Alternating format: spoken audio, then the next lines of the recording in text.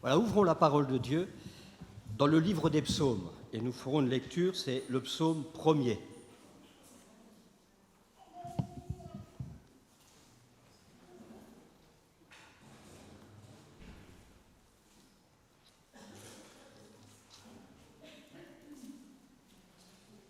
Voilà, psaume 1er. On peut le lire en entier parce qu'il est court. Heureux l'homme qui ne marche pas selon le conseil des méchants, qui ne s'arrête pas sur la voie des pécheurs et qui ne s'assied pas en compagnie des moqueurs, mais qui trouve son plaisir dans la loi de l'Éternel et qui la médite jour et nuit. Il est comme un arbre planté près d'un courant d'eau, qui donne son fruit en sa saison et dont le feuillage ne se flétrit point. Tout ce qu'il fait lui réussit. Il n'en est pas ainsi des méchants, ils sont comme la paille que le vent dissipe. C'est pourquoi les méchants ne résistent pas au jour du jugement, ni les pécheurs dans l'assemblée des justes. Car l'Éternel connaît la voie des justes, et la voie des pécheurs mène à la ruine. Et comme c'est la parole de Dieu, nous pouvons dire Amen. Le livre des psaumes est un livre quand même extraordinaire parce qu'il reflète l'état d'âme d'homme, de Dieu. David n'est pas le seul auteur de ce livre, il y a d'autres auteurs. Mais nous voyons que quand ils écrivent, ils expriment leur état d'âme. Certains sont dans l'euphorie, ils sont dans la joie, d'autres dans la tristesse, d'autres dans les cris, dans les larmes, d'autres dans la dépression. Et on voit que ce sont des hommes qui ne cachent pas leurs émotions, aussi bien émotions de joie que de tristesse.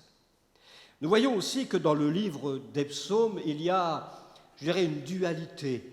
Il y a un combat qui se fait et qui se livre entre celui qui est juste et celui qui est injuste. Et même parfois le juste, et on le voit notamment dans le psaume 73, Asaph, qui, lui, va même s'interroger, il va même aller très loin, il va jusqu'à se demander, mais est-ce en vain si j'ai purifié mes mains ? Parce qu'il voit l'injuste, justement, ou l'incroyant, on pourrait dire, en train de prospérer, alors que lui, qui croit, il semble avoir moins que l'autre. Alors, voyez-vous, il y a une dualité entre l'injuste ou l'incroyant et le croyant. Parfois, nous avons même l'impression d'être à côté de la plaque par rapport à certains. Mais ce n'est pas ce que nous avons qui fait de nous le disciple. C'est tout de même notre relation avec Dieu, et notre relation avec Dieu va justement nous aider à être éclairés et nous dire sur quel chemin nous sommes. Le psaume 1er, on pourrait lui donner comme titre simplement, c'est les deux chemins. Deux chemins, et non pas trois. En effet, si certains s'imaginent qu'il y a un chemin intermédiaire pour arriver à Dieu, eh bien, ils se trompent parce que l'Écriture ne parle pas justement de trois chemins, mais il y a deux chemins. On est soit sur l'un ou sur l'autre. Et entre ces deux chemins, il y a un abîme infranchissable. On le voit dans cette parabole avec le riche et Lazare. L'un est dans la présence de Dieu et l'autre est dans ce que nous appelons la géhenne ou l'enfer. Et celui qui est dans l'enfer, eh bien, combien il voudrait sortir, ou alors il demande au Seigneur d'avertir toute sa famille, parce que le lieu où je me trouve, c'est un lieu de souffrance. Et le Seigneur précise bien, eh bien, écoute, mon gars, tu as fait ton choix. Tu as choisi ta route, ton chemin. Maintenant, tu en assumes les conséquences, parce que maintenant, entre toi et moi, il y a un abîme infranchissable. Et quand on est sur un chemin, on l'est pour l'éternité, et non pas pour un temps. Au bout de quelques siècles, on purge sa peine, et ensuite Dieu nous sort et on va dans sa présence. Tout ça, ce n'est que fabulation. Ce n'est pas ce que la Bible dit. On est sur l'un ou l'autre. Nous remarquons également donc qu'il y a un combat, et on le voit dans ce psaume, un dilemme entre le juste et le méchant. Je parlais tout à l'heure d'Asaph dans le psaume 73. Donc un croyant, on va l'appeler le disciple de Jésus, il marche, il est dans le chemin avec Christ, et puis à un moment donné, il commence à se poser des questions. Il dira lui-même « Toutefois mon pied allait fléchir, mes pas étaient sur le point de glisser. En effet, parce que Asaph, à un moment donné, il a porté ses regards là où il aurait fallu éviter. Mais il s'est dit, mais alors, un tel qui ne croit pas, il semble être plus béni que moi qui crois.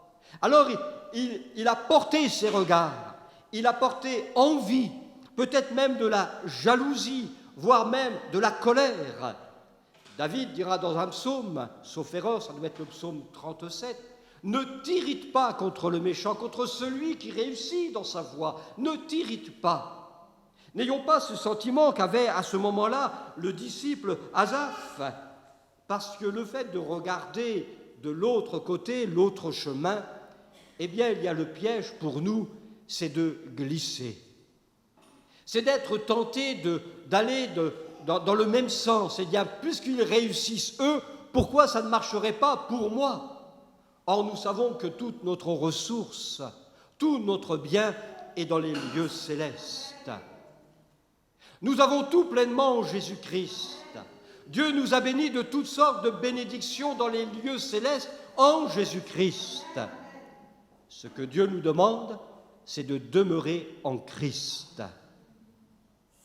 Un jour, des hommes viendront voir Jésus en disant « Quelle œuvre faut-il faire pour plaire finalement au Seigneur? Que faut-il faire ?» Certainement, ils pensaient à des œuvres de charité ou autres, peu importe, des œuvres religieuses. Mais Jésus leur dira une chose, et ça c'est un verset vraiment qui me frappe, que je garde dans mon cœur, que je vous communique. Jésus ne va pas faire une théologie sur l'œuvre de Dieu, parce qu'on pourrait faire une prédication sur l'œuvre de Dieu, et ceci et cela. Mais Jésus dira simplement, l'œuvre de Dieu, c'est que vous croyez en celui qui l'a envoyé. Et celui qui croit en celui qui l'a envoyé, il fait l'œuvre de Dieu. Vous savez, nous avons eu au milieu de nous des frères, même des sœurs qui ont été dans la souffrance. Nous avons porté aussi le fardeau, ils nous ont fait peur.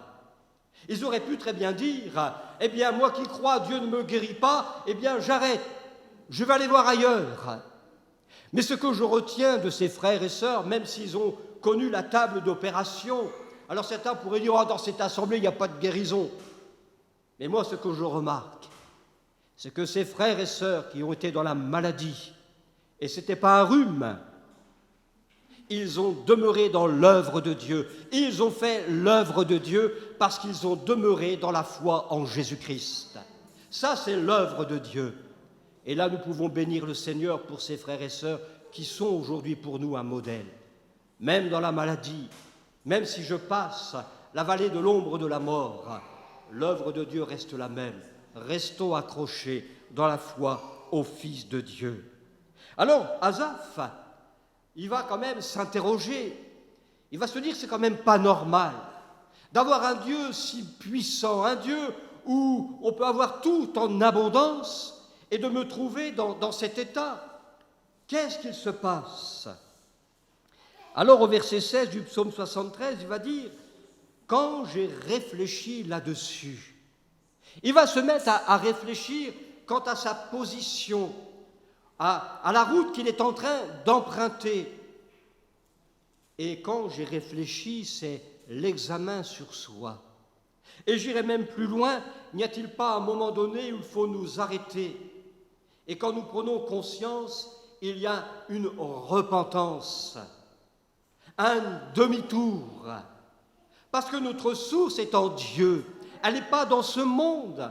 Même s'il nous offre des choses extraordinaires, même s'il nous donne des choses qui pourraient être financièrement alléchantes, 100 € par mois pour avoir une voiture électrique, allez-y gaiement, mais ça ne va rien changer à notre vie.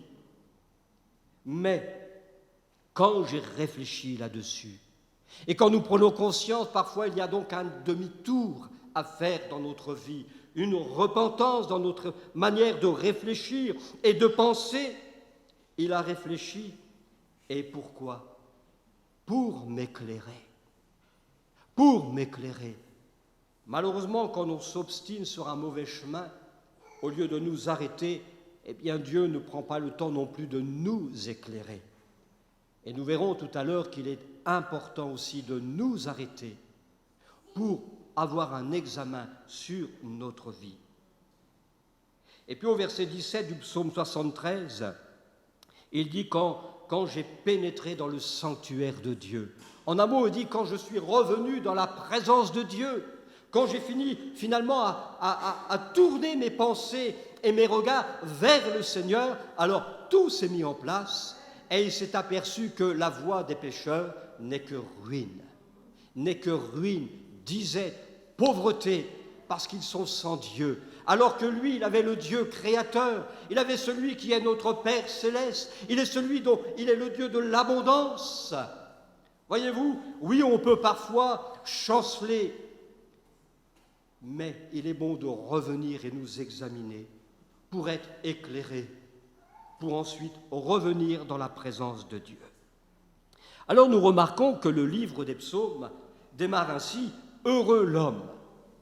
Et ce petit mot « heureux » est très intéressant parce qu'il vient d'un mot qui signifie aller droit, marcher, avancer, faire des progrès, être heureux, mais aussi être béni. Le chemin que le Seigneur nous offre, c'est un chemin de droiture, de justice, de sainteté. Et c'est sur ce chemin-là que le Seigneur veut nous conduire, parce qu'elle est là, notre source de bénédiction, mais aussi de joie. La Bible nous dit que celui qui cache ses transgressions, il ne progresse pas, alors qu'ici, il est question d'avancer et faire des progrès. Le but de Dieu, c'est que nous avancions, que nous allions de l'avant, mais que nous ne restions pas sur place. Mais le Seigneur met devant nous deux choses qui est aussi une dualité. Il ne va pas nous l'imposer, ce chemin. Il le met devant nous et il nous offre de faire le choix. Il nous exhorte de choisir le bon chemin. Deutéronome 30, verset 19. « J'en prends aujourd'hui à témoin contre vous le ciel et la terre. J'ai mis devant toi la vie et la mort, la bénédiction et la malédiction. Choisis la vie afin que tu vives, toi et ta postérité. » Et Jean 7, versets 13 et 14, « Entrez par la porte étroite, car large est la porte, spacieux est le chemin qui mène à la perdition, et il y en a beaucoup qui entrent par là. Mais étroite est la porte, resserrez le chemin qui mène à la vie, et il y en a peu qui les trouvent. » On retrouve dans l'Écriture toujours cette dualité, ça va par paire. Un chemin large, un chemin étroit. Une porte large, une porte étroite. Il y a la terre, il y a le ciel. La question maintenant, c'est que vais-je choisir ? Dieu ne veut pas s'imposer. S'il venait à s'imposer, on ne peut plus parler de liberté. Il n'a jamais imposé à Adam de suivre ce que Dieu disait, mais il lui a laissé le choix. Pour qu'il y ait un choix, une liberté, bien, il faut qu'il y ait devant nous quelque chose pour choisir. Il a demandé à Adam, voilà, tout ce qui est là, c'est pour toi, tu choisis. Mais il y a au milieu du jardin un arbre auquel je te l'interdis. Mais tout le reste est à toi. Et quand on regarde dans le contexte, ce que Dieu lui donnait était beaucoup plus important que l'interdit. Il n'y avait qu'un arbre. Et il n'a pas été capable de faire le bon choix pour une chose qui n'était pas finalement compliquée, qui montre vraiment la fragilité de l'homme, pour justement être obéissant ou de faire des bons choix. Adam donc avait cette liberté parce qu'il avait en face de lui un choix. L'homme pourrait penser, maintenant Dieu ne nous laisse pas le choix et nous impose. Non, on a le choix. On a le ciel, on a l'enfer. À nous de choisir. Le Seigneur n'impose pas à l'homme de le choisir. Mais je remarque tout de même que le Seigneur, par amour pour ses enfants, je dis bien pour ses enfants, il lui arrive parfois de nous presser, voire même de nous imposer. Nous voyons ce texte dans l'Évangile où le Seigneur va les forcer à passer à l'autre bord. La Bible nous dit qu'il les obligea à passer de l'autre bord. Parfois, quand le Seigneur nous presse et nous oblige, c'est généralement pour nous garder, c'est pour notre salut, parce qu'au bout, il y a quelque chose, une bénédiction, mais parfois nous sommes tellement lents à réagir. Moi, le matin, ma femme me dit des choses, mais je le fais 2 heures après. Je suis lent. Parce que ma philosophie, c'est doucement le matin, pas trop vite l'après-midi. Comme ça, je risque de ne pas avoir un infarctus. Mais ma femme, elle a fait 10 allers-retours. Moi, je fais seulement le retour. Mais ça, bon, ne le dites pas surtout, hein, c'est entre nous. Donc, il y a un choix. Donc, ce psaume met en nous 2 modes de vie. Celui qui vit selon Dieu et celui qui ne vit pas avec Dieu. Et l'idée de l'homme heureux, c'est bien celui qui marche selon le mode de vie de Dieu. Ah, je reprends Asaph, mes pas étaient sur le point de glisser. Peut-être que ce matin, on s'interroge, on est comme Asaph. On commence à partir sur le chemin qui nous mène à glisser vers le bas et non vers le haut. Alors ayons cet état d'esprit d'Asaph, un repentir, un demi-tour, une réflexion, un examen. Proverbe, chapitre 9, verset 6. Quittez la stupidité ou quittez la naïveté ou les naïfs, et vous vivrez, et marchez dans la voie de l'intelligence.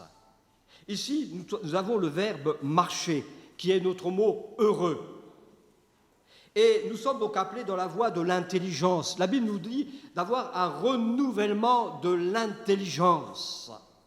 Vous avez vu, c'est comme Asaph, il a été renouvelé dans son intelligence, dans sa connaissance, dans son esprit. Voilà pourquoi il a pu se ressaisir.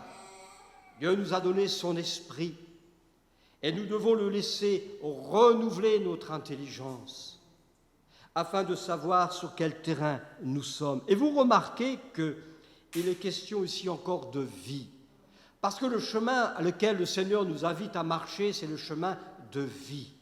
Et si nous quittons le chemin, eh bien, excusez-moi de l'expression, c'est la Bible, c'est des stupides, des naïfs, si nous sortons de cela, alors nous vivrons et nous marcherons. Proverbe 23, verset 19. « Écoute, mon fils, et sois sage. Dirige ton cœur vers la voie droite. » Le verbe ici, diriger, c'est notre mot « heureux ».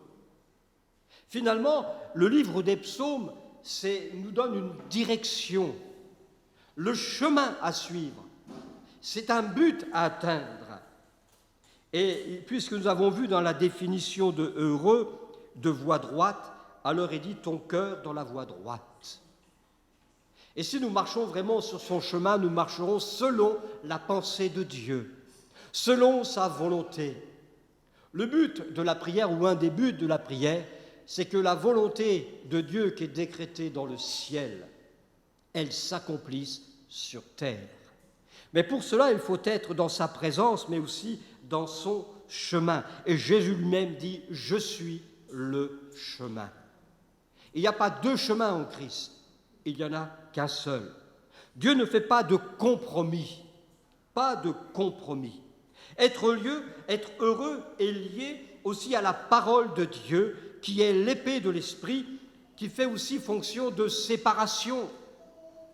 Le livre des psaumes, c'est un choix, une dualité. Donc, à un moment donné, il y a un choix à faire, une séparation. Et dès le commencement de la création, nous voyons que Dieu fait l'œuvre de séparation.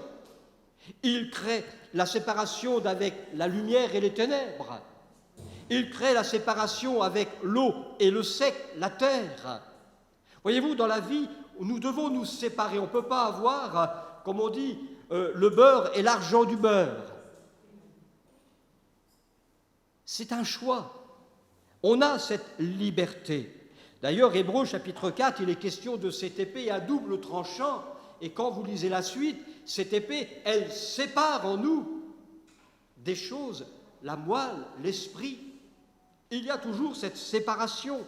Et en plus, l'épée de l'esprit, c'est la parole de Dieu. C'est l'épée de l'esprit. Alors, quand l'esprit est en nous, il se sert de la parole de Dieu comme une épée pour séparer.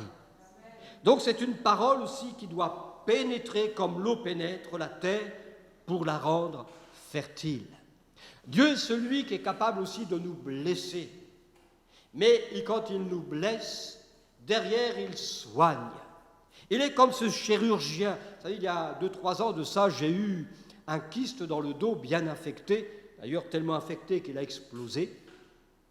Mais c'est douloureux, le chirurgien, la deuxième fois, me l'a fait sans endormir parce que c'était assez urgent. On a souffert, mais comme je suis un homme, j'avais le sourire. Mais c'était un mal pour un bien. Dieu fait ça aussi parfois avec sa parole, quand il met en lumière le péché en nous ou nos erreurs. Mais quand il blesse, c'est généralement pour nous faire revenir. C'est comme le fils prodigue. Tout ce qu'il avait reçu du père de son enfance, eh bien, dans les moments les plus sombres de sa vie, il s'est souvenu de ce qu'il avait avec le père. Pas seulement les biens, mais aussi toute l'instruction qu'il avait reçue. Et cela l'a amené à rentrer en lui-même et à se repentir. D'ailleurs, vous remarquerez que dans cette parabole, alors qu'il est dans la boue avec les cochons, il s'examine. Puis il dit dans les moments les plus sombres de sa vie, « J'irai, je retournerai vers mon Père et je lui dirai, je ne suis plus digne. » Alors il se lève, il se met en route et quand il a le Père en face de lui, on voit qu'il ne change pas d'esprit. Ce qu'il avait décrété de faire et de dire, devant le Père, il le dit. C'est ainsi avec notre Père céleste. Si dans notre cœur nous ressentons qu'il y a besoin d'un repentir et que j'en prends conscience aujourd'hui, eh bien c'est de prendre cette décision, j'irai, je reviendrai et je me repentirai, parce que notre Père céleste, eh bien il a les bras ainsi, prêt à nous accueillir.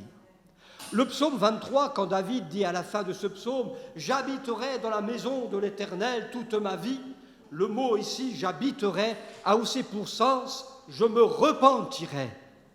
Parce qu'on n'entre pas dans la maison de Dieu comme ça. Nous avons besoin en tant qu'hommes et femmes, pécheurs et pécheresses, d'un repentir. L'homme a besoin de se convertir avant d'entrer dans la maison de Dieu pour y vivre éternellement. Et David dit finalement, chaque jour, je me remets en question pour pouvoir habiter dans la maison de l'Éternel. Et bien sûr, a aussi pour sens habiter de demeurer et d'être fixe pour l'éternité. L'homme heureux est celui donc qui ne marche pas. Il ne suffit pas de dire « ne fais pas, ne marche pas ». Mais nous voyons qu'à un moment donné, pour arriver à cette joie que peut donner la parole de Dieu, eh bien il faut plonger nos regards dans cette parole qui est parfaite, qui est l'épée de l'esprit. Je le répète, il ne suffit pas de dire « je ne fais pas pour être un bon chrétien », mais un bon chrétien, c'est quelqu'un qui ne fait pas, mais aussi qui va faire. Il faut que j'occupe maintenant mon esprit et mon cœur. Qu'est-ce qui occupe mon esprit? Qu'est-ce qui occupe mon cœur? Avec quoi je le remplis? Parce que je peux très bien ne pas lire certaines choses, regarder des choses. Mais si je veux grandir, il faut bien qu'à un moment donné, je m'oriente vers quelque chose qui me nourrisse. Et le psalmiste dit, celui qui est heureux, bien sûr, il ne fait pas, mais il trouve son plaisir dans la loi de l'Éternel. Donc il faut orienter notre cœur dans sa parole, dans la présence du Seigneur. Prenons Philippiens au chapitre 4, versets 7 et 8. La paix de Dieu qui surpasse toute intelligence gardera vos cœurs, écoutez, et vos pensées en Jésus-Christ. Dieu veut garder nos pensées, mais en Jésus-Christ. Or, si je comprends bien ce que l'Écriture me révèle, c'est que toute l'Écriture nous révèle et nous parle de Jésus.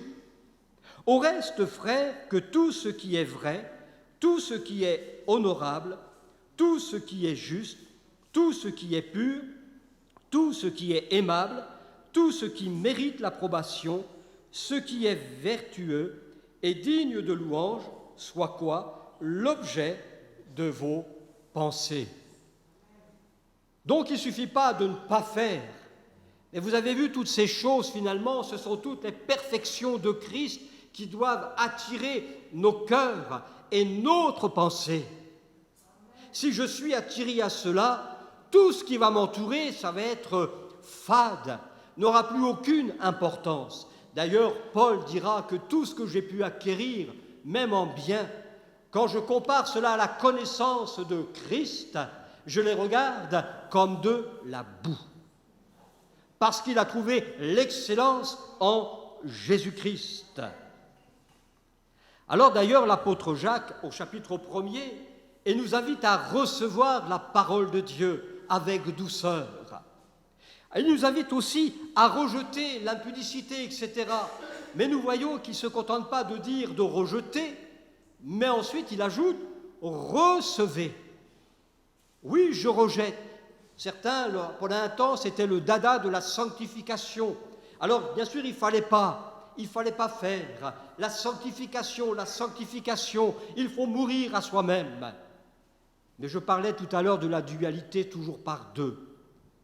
Bien sûr, je me revêts de Christ, pourquoi? Parce que je suis mort en Christ. Si je veux vivre en Christ, je dois mourir. Mais si je dois que mourir, à un moment donné, il faut bien ressusciter.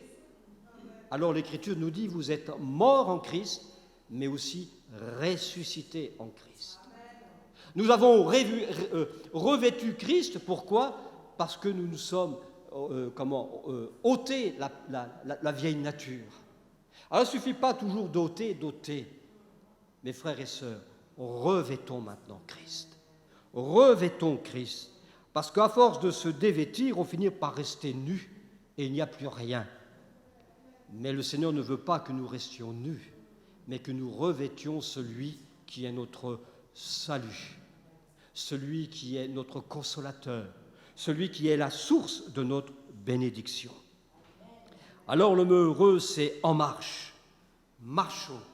Allons de progrès en progrès. C'est peut-être pour cela que l'apôtre Paul dira en Colossiens au chapitre 2, verset 6, « Ainsi donc, comme, donc d'une façon semblable, vous avez reçu le Seigneur Jésus-Christ, marchez en lui. » Et si nous marchons en lui, il est sûr que nous sommes dans le bon chemin.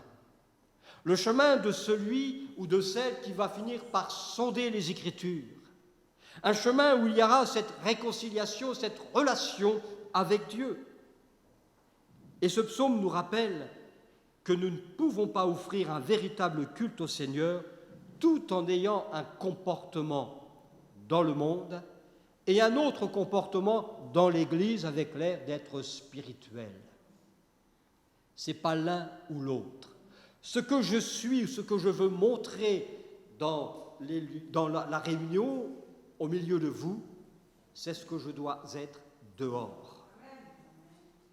Et ce que les gens du dehors puissent voir ou entendre de moi, c'est ce qui doit être dans mon cœur. Sinon, ça s'appelle de l'hypocrisie. Et je disais tout à l'heure qu'avec Dieu, sur le chemin de Dieu, il n'y a pas de compromis. C'est l'un ou l'autre. D'ailleurs, vous remarquerez que dans ce psaume, au verset 3, je reprends.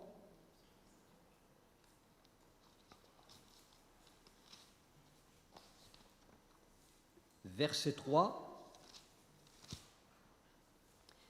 Celui qui trouve son plaisir dans la loi de l'Éternel et qui la médite jour et nuit, il est comme un arbre planté près d'un courant d'eau qui donne son fruit en sa saison et dont le feuillage ne se flétrit point. Tout ce qu'il fait lui réussit. Ce que je remarque ici, c'est vraiment cette expression, ce verbe fort. Il est celui qui est en Christ, celui qui justement trouve son plaisir, sonde l'Écriture. Il est, non seulement il est, mais c'est quelqu'un qui fait. donc qui est en action. C'est quelqu'un qui avance et qui fait des progrès. Mais il est, ici ce verbe, quand j'ai regardé, je me suis aperçu que nous trouvons exactement les lettres que forme le tétragramme, qui a donné le mot de l'Éternel.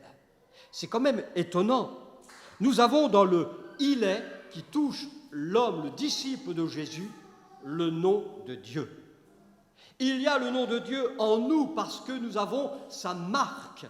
L'Esprit de Dieu est en nous. Vous savez, c'est comme Israël, c'est le peuple qui a le nom de Dieu, la présence de Dieu, qui porte le nom de Dieu et qui un jour, au temps de Dieu, sera rétabli et deviendra la lumière pour les nations.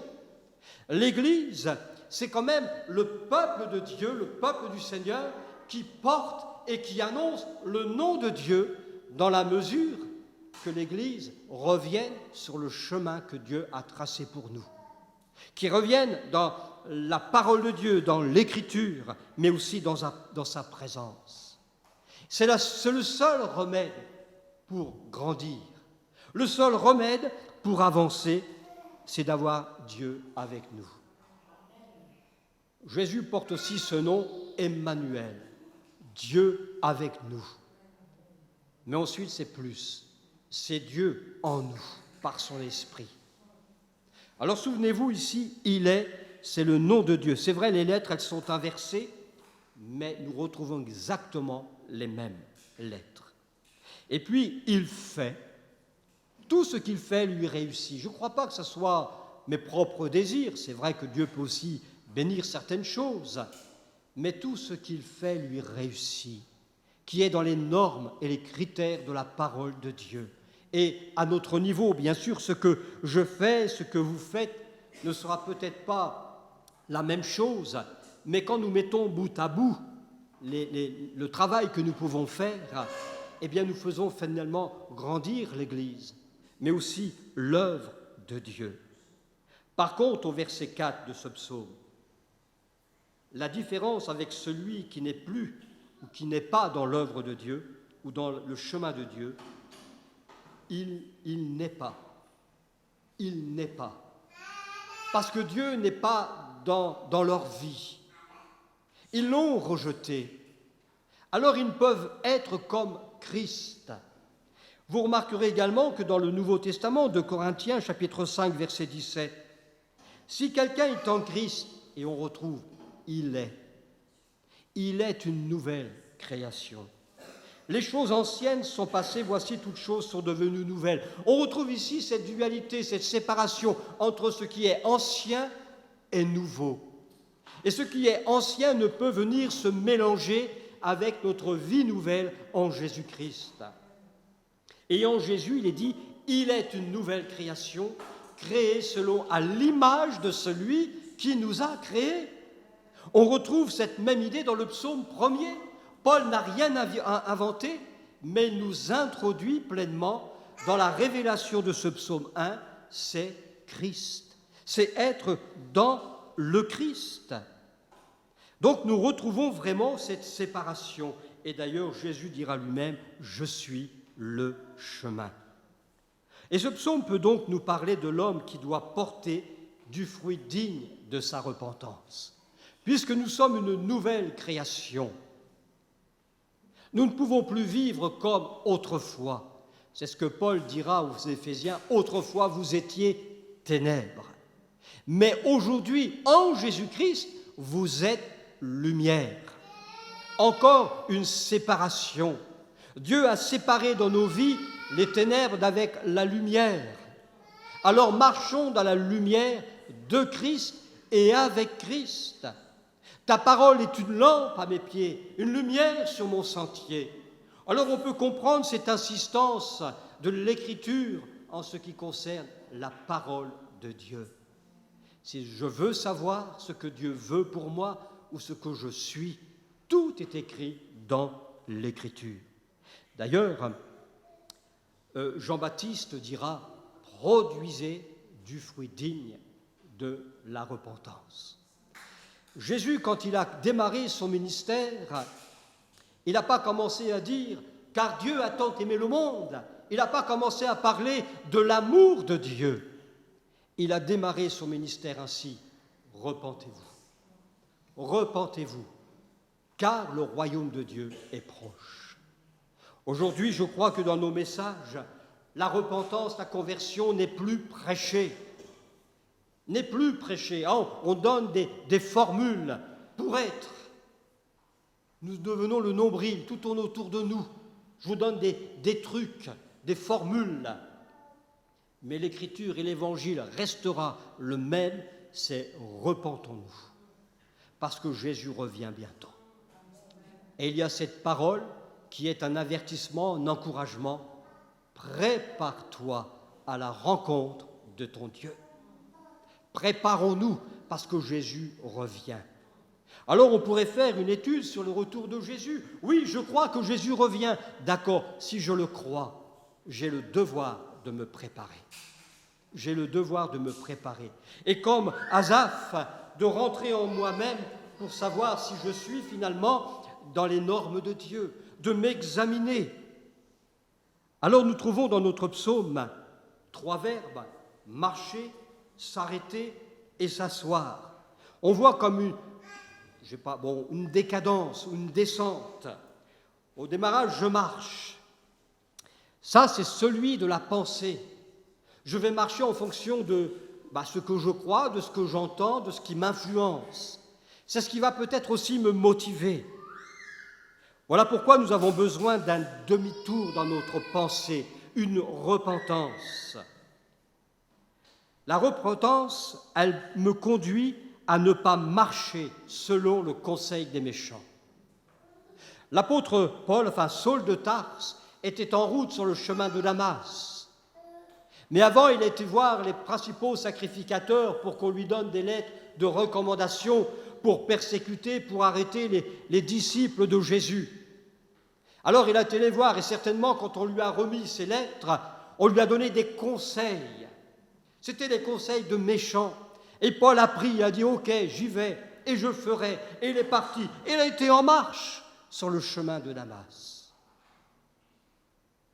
C'était pourtant un génie, un haut théologien, mais pourtant il ne connaissait pas Jésus.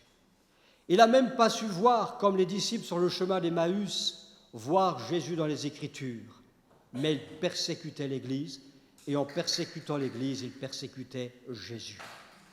Et sur ce chemin, quand il a cette révélation du Fils de l'homme dans la gloire, il ne dira pas « Mais t'es qui, toi ?»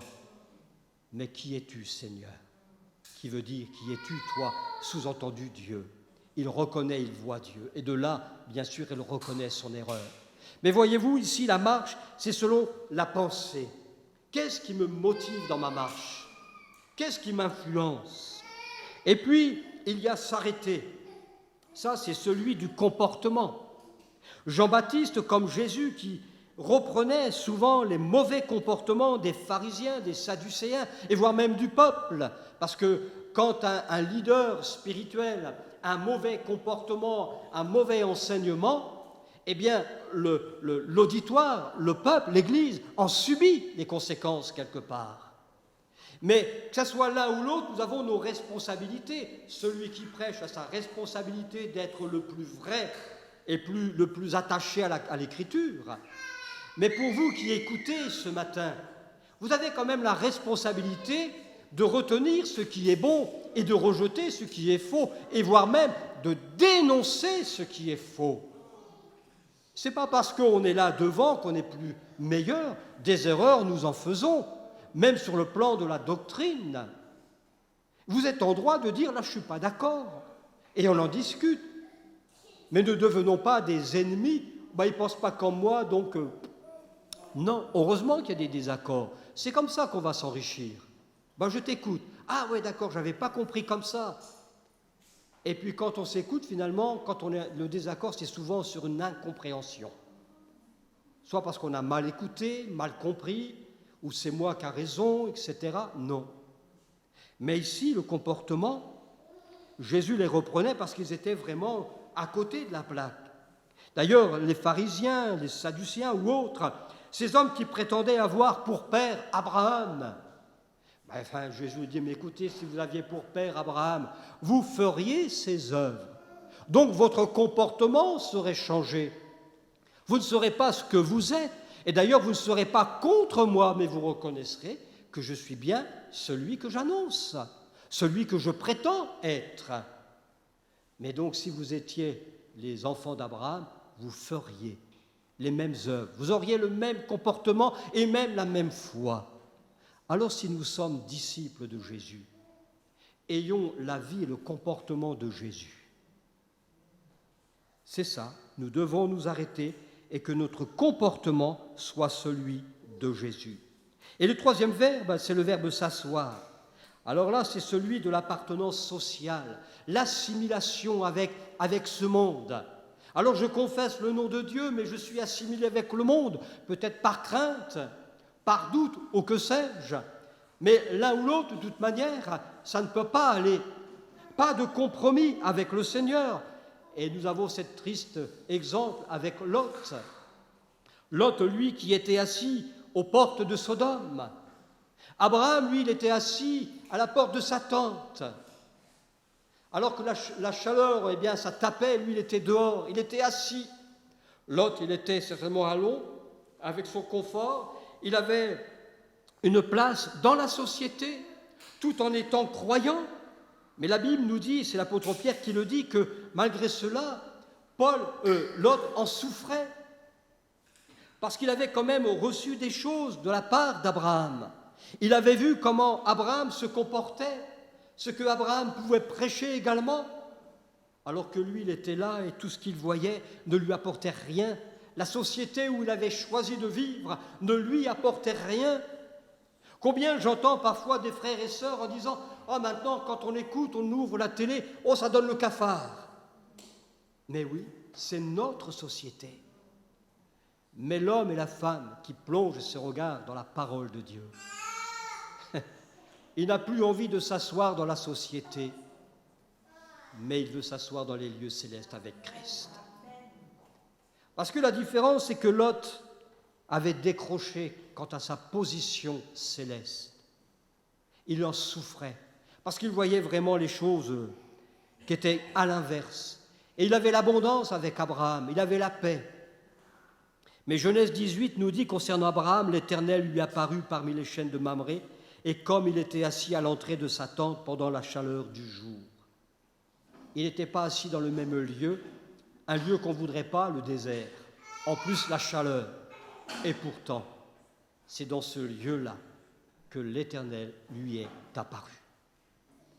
C'est dans les moments peut-être où on ne pense pas que Dieu est apparu à Abraham. Quant à Lot, il lui a fallu cette triste expérience pour le comprendre. Alors ce psaume présente 3 verbes au négatif, de ne pas marcher, de ne pas s'arrêter, de ne pas s'asseoir.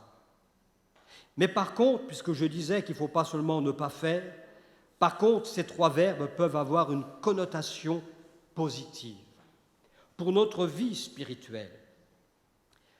La vie en Christ appelle à marcher en lui, comme lui. C'est l'exhortation que Paul fait pour l'Église. Si donc vous avez reçu Jésus-Christ, marchez en lui, marchez comme lui. Donc ne pas marcher, voyez-vous, c'est ne pas rien faire. En Christ, croyez-moi, il y a du chemin encore. Nous ne sommes pas arrivés. Le baptême d'eau, ce n'est que le commencement. La route est encore longue. Jésus vient bientôt, mais quand? Nul ne le sait. Alors, à plus forte raison d'être encore vigilant. Alors, ne pas marcher selon le conseil des méchants, mais si je marche en lui et comme lui, et que je sonde l'Écriture, je marche selon son conseil. La vie en Christ peut demander aussi de nous arrêter. Pourquoi?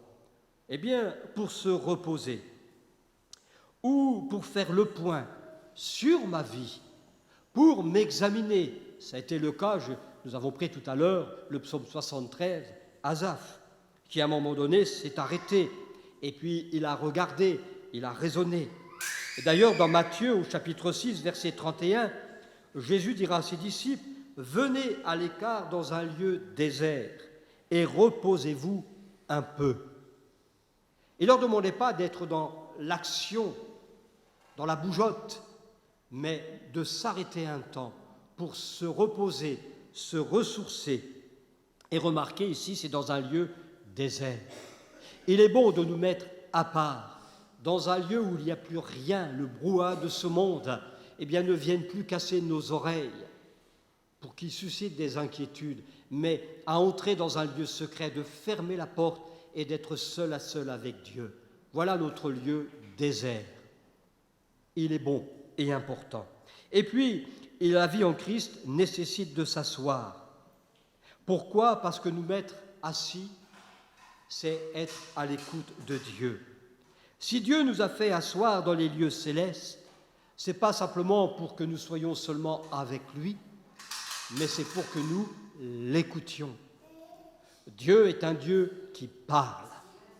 Dieu a des choses à te dire, mais il te demande de marcher avec lui, de t'arrêter, de te reposer, de te mettre à l'écart et de t'asseoir pour l'écouter. Je veux bien croire que certains, dans leur activité, ils prient, ils chantent, Dieu peut intervenir, mais il y a des temps où il faut s'arrêter, où il faut s'asseoir et ne plus laisser qui que ce soit ou quoi que ce soit venir faire interférence entre Dieu et nous. Dieu nous a fait asseoir donc dans les lieux célestes. Matthieu, chapitre 5, verset 1er, il nous dit que voyant la foule, Jésus monta sur la montagne et après qu'il se fut assis, ses disciples s'approchèrent de lui. Quand Jésus s'est assis, les disciples se sont approchés et se sont certainement aussi assis. Et seulement à ce moment-là, il est dit « Jésus dit ». Jésus dit. Être toujours dans la course. Vous savez, moi quand je parle et puis quelqu'un est toujours en train de bouger, on arrête, il n'écoute pas, ou il écoute la moitié. N'écoutons pas la moitié de ce que Dieu dit. La moitié, certains, c'est on lit que le Nouveau Testament. L'Ancien, c'est ancien, ça n'a plus de valeur. Quelle erreur! Quelle erreur! L'Ancien et le Nouveau Testament ne font qu'un. Le Nouveau, c'est la révélation de l'Ancien. Si je veux comprendre l'un ou l'autre, il me faut lire les deux. Il faut lire les deux. Par exemple, je ne peux pas comprendre l'œuvre de Christ si je ne comprends pas le Lévitique qui nous parle des sacrifices et par anticipation l'œuvre de Christ. L'un et l'autre vont de pair. Alors, pour cela, Paul nous dit que Dieu nous a délivrés de la puissance des ténèbres et nous a transportés dans le royaume du Fils de son amour. Il nous a transplantés. Il nous a arrachés de ce monde avec les racines que nous avions autrefois de ce monde. Et il nous a placés dans son royaume, mais avec ses racines. Que nos racines soient dans les lieux célestes, là où Christ est.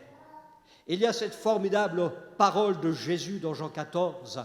Il dit « Je m'en vais, oui, je m'en vais, mais je reviendrai. » Si je m'en vais, c'est pour vous préparer une place. Pourquoi ? Parce qu'afin que là où je suis, vous y soyez. Et déjà ici-bas, nous y sommes avec lui. J'aimerais prendre un dernier texte dans le psaume 92 et le verset 13 à 16. Psaume 92, versets 13 à 16. Les justes croissent comme le palmier, ils s'élèvent comme le cèdre du Liban. Plantés dans la maison de l'Éternel, ils prospèrent dans les parvis de notre Dieu.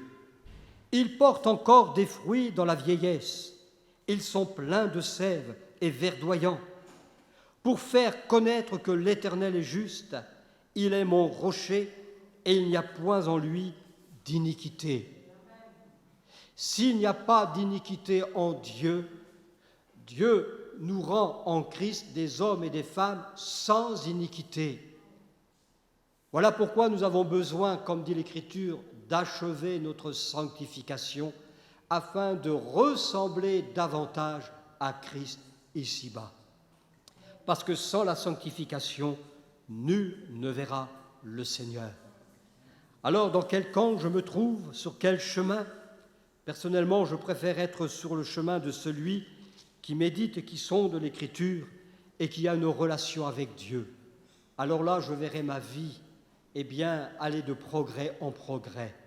Je n'aurai pas une vie statique, mais qui va de l'avant avec le Seigneur.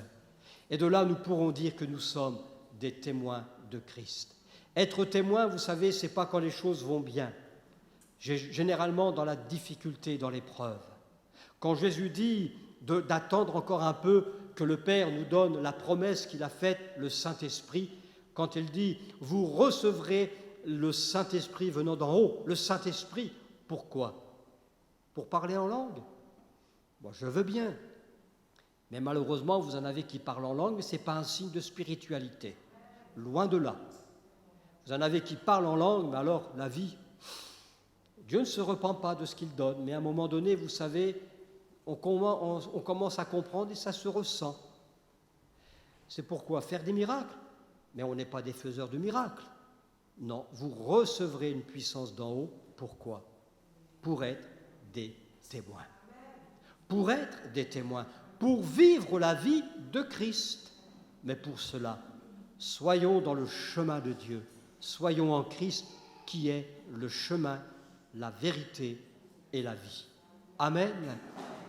Que le Seigneur nous bénisse et nous aide dans cette perspective de notre route ici-bas. Jésus vient bientôt, alors soyons prêts à son retour dans une vie d'être d'hommes et de femmes qui méditent et qui prient.